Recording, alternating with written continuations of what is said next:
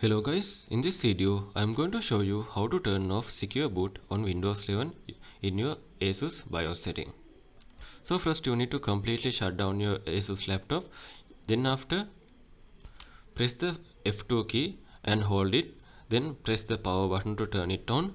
Keep holding F2 until the BIOS screen appears. Then you can release the F2 key. Once you are in the BIOS, press the F7 to enter the advanced mode or click the advanced mode option on the screen. Then after, you can use the arrow keys or mouse or touchpad to go to the boot tab. Select the secure boot option. Then find the OS type setting. Change it from the Windows UEFI mode to other OS. This will disable the secure boot. Alternatively, you can go to the security tab, select the secure boot control, change it to disabled. You can try both methods if you are able to.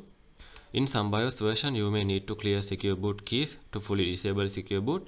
Under the key management, select clear secure boot keys, then after confirm the action. Finally, press the F10 to save changes and exit from the BIOS. Confirm by selecting OK. Then after, your laptop will be restarted with the secure boot disabled. So this is how you can turn off secure boot on your ASUS laptop. If you think this video is helpful, please consider subscribe and liking this.